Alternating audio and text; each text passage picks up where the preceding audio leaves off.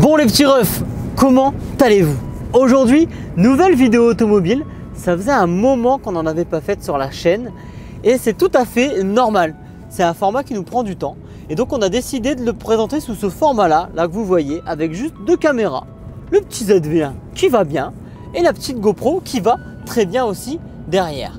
Donc en fait, tout simplement, ce petit format, c'est vous présenter des petites voitures rapidement, d'être au volant, de parler ensemble. Et aujourd'hui, on va parler justement de cette voiture qui est la 208 100 chevaux diesel Roland Garros.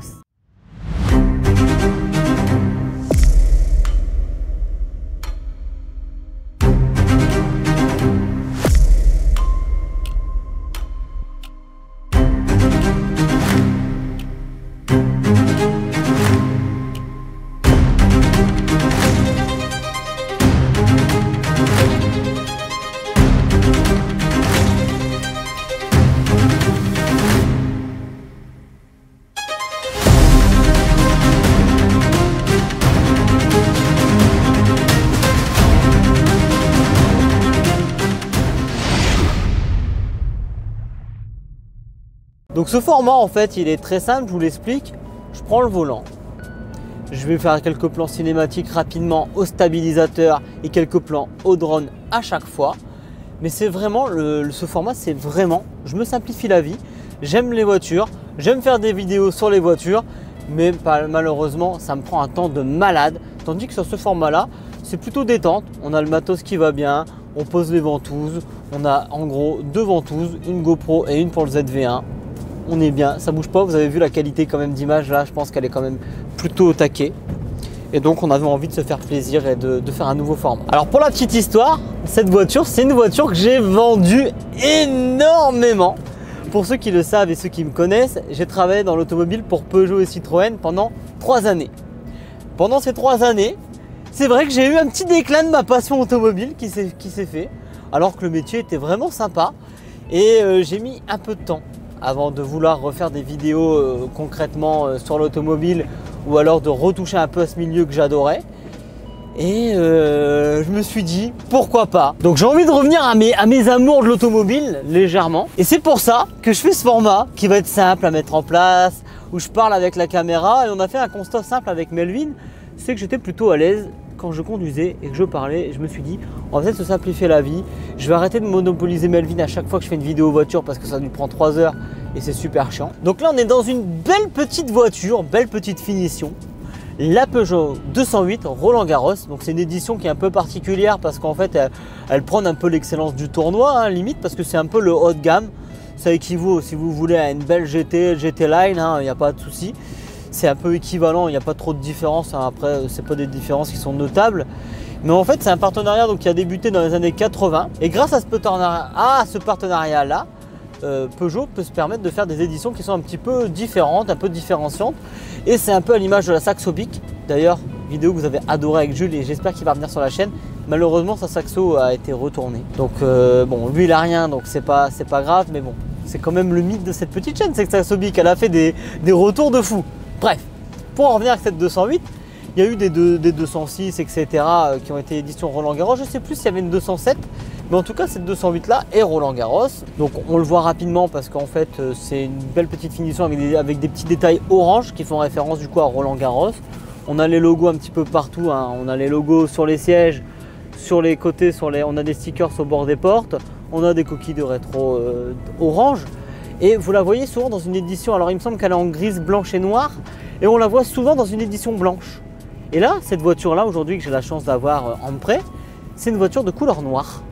Couleur noire, et je trouve que le noir orange avec les petites barrettes de chrome un peu partout, ça lui va à merveille. Donc bien sûr, ça existe en essence, ça existe aussi en diesel, et là on est vraiment sur un petit diesel qui est plutôt intéressant parce qu'on est sur des diesels de 100 chevaux. Donc on est sur une voiture qui fait quoi, 1 tonne maximum. Faudrait que je regarde, j'ai pas les stats, je lis pas les stats avant. C'est une voiture qui est plus légère. C'est une citadine hein, qu'on peut utiliser vraiment dans plusieurs activités ou dans plusieurs besoins. C'est-à-dire que si aujourd'hui vous avez envie de rouler avec cette voiture et de vous faire plaisir sur la route, bah non. Vous prenez une Peugeot 208 GTI. La GTI qui est plutôt bien et j'espère qu'on va la voir sur la chaîne. J'aimerais bien, j'avais déjà eu l'occasion de la tester avec mon taf. C'est une bonne petite voiture, bonne tenue de route, manquait toujours un peu de puissance, c'est toujours un peu poussif je trouve, mais c'est le même problème sur une Clio RS, hein. Ça manque de puissance je trouve, mais après ça reste quand même des super voitures qui ont des châssis qui sont plutôt parfaits par rapport au gabarit de la voiture, est bien équilibrée, mais bref. On va garder tout ça pour une prochaine vidéo, je pense. On va essayer de trouver une 208 GTI à prêter. Si vous en avez une, n'hésitez pas. Mais du coup, là, on est sur une voiture qui consomme en moyenne 5 litres au 100, ce qui est plutôt bien. Si tu as besoin de faire tes courses, c'est bien. Si tu as besoin de partir en vacances, c'est bien. Bon, bien entendu, le volume de coffre, il est intéressant, mais tu peux pas mettre ce que tu veux. Genre, si tu pars à 4 et que tu veux faire du camping, je peux te dire, serre-toi les fesses. Mais du coup, pour aller au taf, aller à droite, aller à gauche, c'est ok. Là, c'est une voiture que je vous présente qui doit valoir aujourd'hui son pesant d'or entre 12 et 13 000 euros. Donc je pense que c'est plutôt cohérent. 100 chevaux qui avoisine les 100 000 km. 100 000 km quand même, c'est pas énorme. Donc là, on est sur une voiture qui doit être de 2017 ou 2018. On est plutôt ok et raccord avec le kilométrage. Et de toute manière, il vaut mieux avoir une voiture avec un kilométrage qui est respecté au fil des années, plutôt que d'avoir une voiture diesel sous-kilométrée qui pourrait derrière vous engendrer plein de petits problèmes. C'était un peu mon avis général sur la voiture. Je la connais bien, donc c'est pas évident de me cadrer là. Je suis désolé. Mais tu vois, là, quand tu roules avec, elle est pas bruyante. Elle est plutôt agréable. La boîte de vitesse est cool. Je vais essayer de trouver une petite rocade quand même pour m'insérer ou une petite zone. Alors là, ici, je connais pas énormément la zone, mais on va essayer de se trouver un petit espace. Oula, j'ai claqué les caméras derrière, c'est pas bien ce que je viens de faire. Mais tu vois, elle a un petit peu de reprise. Alors là, en même temps, j'ai de la reprise parce que je suis à 60 km/h. Te dire, c'est normal. On est en descente, c'est normal. On n'est pas sur une voiture qui va me donner des sourires aujourd'hui. C'est pas comme la E36 que j'avais adoré, ou alors la série 1 coupée avec les 200 chevaux, qui était vraiment pas mal pour le coup.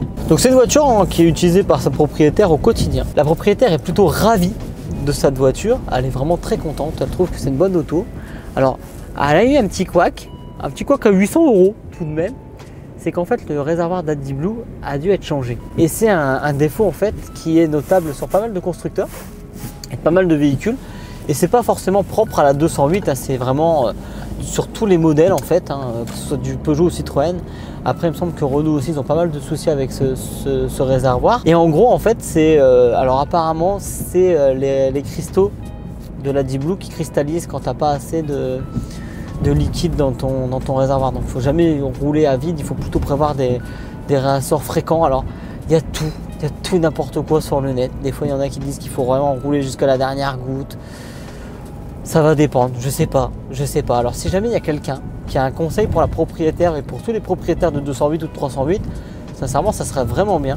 Savoir un petit peu si vous avez aussi des expériences notables par rapport à ça, si vous avez été embêté avec ce réservoir, mais je sais que c'est très fréquent. Donc au niveau de la voiture, tu as énormément d'options.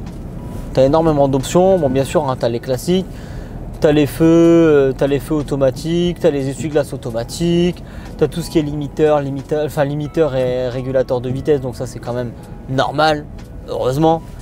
Et tu as aussi surtout un truc que j'adore. Alors ça fait quelques années que ça existe déjà, mais je trouve que c'est toujours une option qui est vraiment hyper intéressante. Et c'est l'option préférée, je pense, de la propriétaire d'ailleurs, c'est l'Apple CarPlay ou alors l'Android Auto. Ça c'est trop bien parce que tu connectes ton téléphone directement à la tablette et tu as accès direct à Waze, à Spotify, etc. C'est plutôt bien fait. Ça me fait penser vraiment au prolongement en fait de ton smartphone comme tu peux avoir sur une Apple Watch par exemple. C'est vraiment cool. Tu as la climatisation qui est Bison, donc Bison à gauche et à droite, hein, chaud-froid hein, bien entendu. C'est normal, c'est plutôt bien ventilé. Et vous voyez là, je tourne la vidéo et j'ai mis le chauffage parce qu'il caille dehors, il fait 5 degrés. On est le 19 avril, enfin on est le 20 avril aujourd'hui quand je tourne cette vidéo et il caille à mort dehors. Et tu vois, on l'entend pas, mais ça chauffe plutôt bien parce que ça chauffe en 5 minutes la voiture sans avoir le gros ventilo qui fait comme sur ma petite Dacia, cette merguez d'or. Tu vois, le châssis tient bien. On est sur une super voiture, je trouve, en termes de tenue de route. C'est agréable. C'est pas trop bruyant, tu vois, on sent qu'il y a un peu de relance. Il manque un peu de patate, hein, je trouve. 100 chevaux, c'est pas énorme, tu vois, ça freine fort, c'est précis. Quand tu tournes, hein, tu vois, là, j'abuse un peu, hein. J'abuse un peu dans la conduite, là. Ah, ça monte. Tu vois, là, on va chercher 130, c'est 130 ici.